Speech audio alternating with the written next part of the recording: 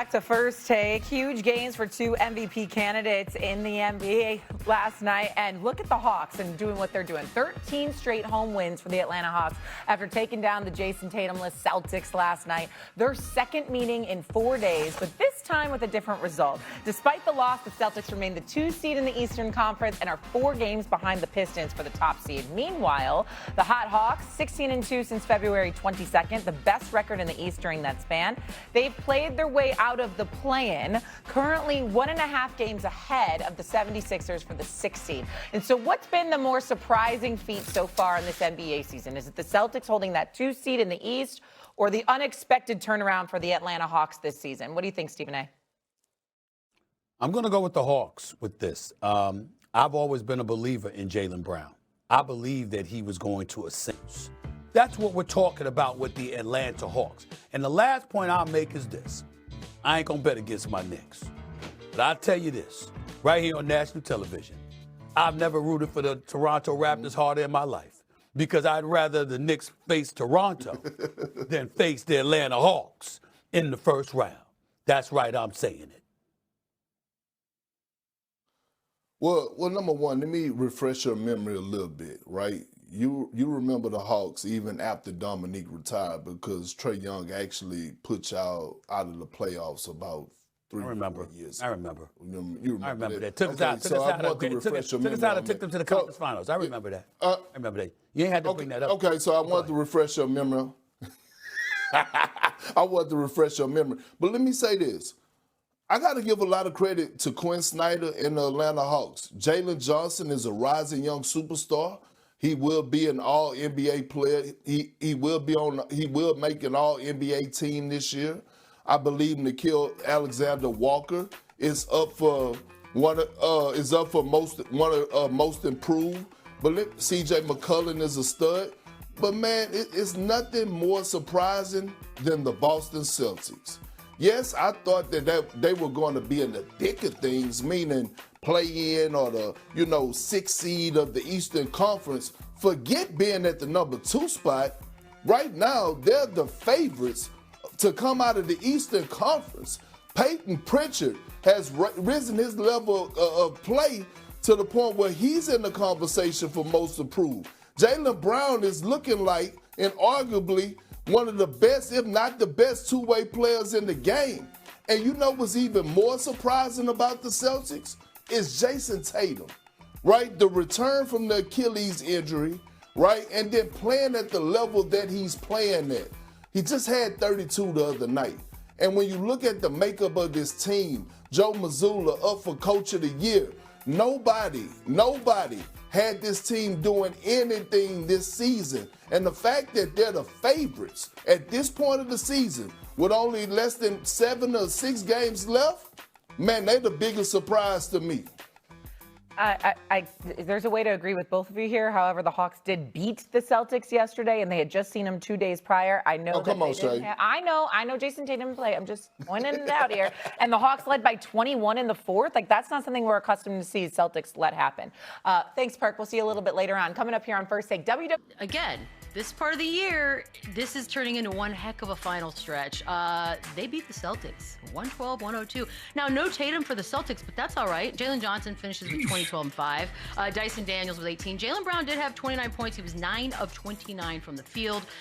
But this was their 16th win in their last 18. I know. I got to know what the vibe's like, Lou. 16 of they're 6th in the East, which, again, nobody really predicted how this was all going to go. The Trae Young of it all, that was all very different. So are they, I don't want to word it this way because I know you're going to get mad at me.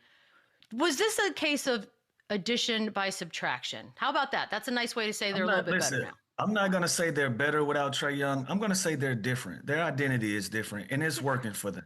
It's working for this crew, right? Like, the ball is moving around. They're playing faster. They just have a different identity. When you had Trae Young, he had to have the ball in his hands for him to be effective and for him to be Trae Young, for him to be the special player that he is. With this group, not necessarily. They're winning by committee. They're winning by committee. It's a different guy every night. As you see last night, Dyson Daniels had a big night. Jalen Johnson has been a consistent and having a big night. Okongwu, Big O, he's also having a big night. But a lot of these nights, you can lean on Nickeil Alexander-Walker to be one of those players. You can even lean on C.J. McCollum. They got a lot of different guys they can lean to. They can give them 20 plus on a given night, and they use that to their strengths. So I'm not going to say they're a better basketball team without Trae Young, because Trae Young accomplished a lot of things. I was part of the Eastern Conference Finals run with him, so I can't sit here and say that a lot of teams are better without him, but they are playing a different brand of basketball, and for the group that they have, it's definitely working for them. That's what I will say. I like Yeah, that. I don't know if they're better or worse without Trae Young, but they are playing really, really good basketball right now. And like Lou said, it's almost like they have found that identity. They have found that defensive versatility. Guys are in different, maybe more opportunity than they had, or a different role than when a ball dominant all world player like Trae Young is on the roster. Just by getting him off the team, it has just provided a different opportunity for these other guys, and they're taking advantage of it. And that's not a knock on Trae Young at all. I love Trae Young and think he's unbelievable. But now maybe Dyson Daniels can create more. Now we're absolutely playing through Jalen Johnson. Alexander Walker has been unbelievable. Probably the best signing, this offseason was him going there and just being so consistent, having a career year. CJ McCollum, Lou, didn't you say like the fans of the city was off CJ McCollum right when he got there? He's completely turned that around, and now he is that kind of comfort vet guy that can take big shots at the end and kind of close out games for them with. So I don't know if they're better or worse. I know they are probably the scariest team that's going to be in that 5, 6, 7, 8 seed for the Eastern Conference that none of those top dogs want to see in the first round or the second round. I tell you that. I love that. Yeah, I think it's more so of a different identity. I agree with Lou and I agree with Chandler. You can't take away what Trae Young has done for the Atlanta Hawks while he was there to take them to Eastern Conference Finals. This team hasn't been close to achieving that yet. So obviously we can't sit here and say they're a better team. Are they a different team? Absolutely. And I think it starts with the defensive end. The defensive versatility that this group shows now is way different than, what we saw when Trae Young was a part of that group.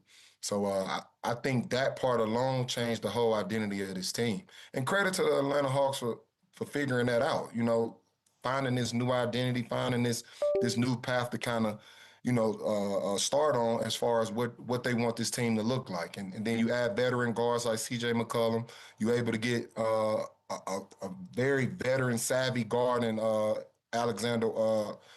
Alexander. So a lot of things are falling into place for this group. And I think it starts with the defensive side of the ball. And I think that's been the biggest leap for this group.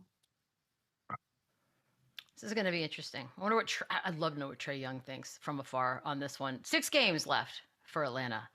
At Magic, at Nets, home against New York, Cavs, home against Cavs, then Miami. And this is, they are sitting in the 6th spot right now. They're neck and neck with Toronto, and they got Philly on their heels. Are they for sure right now, Lou? Are we looking 100% playoff spot?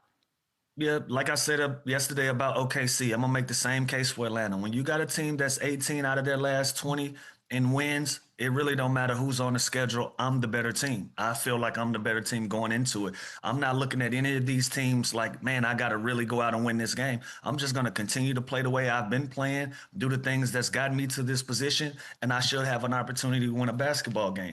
If I'm the Atlanta Hawks, that's how I'm looking at it. And so, yes, I absolutely think they're going to be a solidified playoff team, and I think they're going to be a disruptive playoff team. Whoever they get in that 3rd place, there's not going to be a walk in the park. And even if something crazy happens and they slide back into the play-in, they're going to win that one game, and they're going to put themselves back in a position to be disruptive again. And let's let that mess around and be the Boston Celtics. If they just come off a win 2 weeks ago and they end up in a playoff position, obviously you got to add Jason Tatum to that fold, and Jaylen Brown is going to be better than 9 for 29 on any other given night. But I like my chances. I like the matchup. So if I'm the Atlanta Hawks, I got extreme confidence. I don't care whether it's 6 or whether it's 7. As long as I get an opportunity to get in, I'm going to be disruptive no matter what.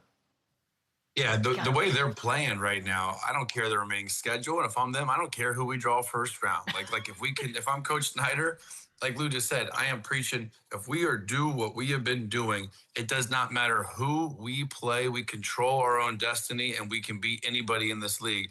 And they've proven that the last month. They've been the hottest team in the NBA, not just the Eastern Conference, and the entire NBA. So they're peaking right now at the right moment, and it's all about momentum and positive vibes going into playoffs. And this team has the highest vibes of all because they are clicking on all cylinders right now. They're healthy, and they're going to be a hard out whoever unfortunately matches up with them in that first round. Whew, we're gonna get Knicks Hawks round one. It's gonna be great. Without Trey Young, I don't know. it's- Somebody got to be the villain. Somebody got to piss somebody in New fine. York off. Or just all of Atlanta, the entire Hawks team will just be hated, which again, that works. Oh, ready. Guys, quick break. On the other side.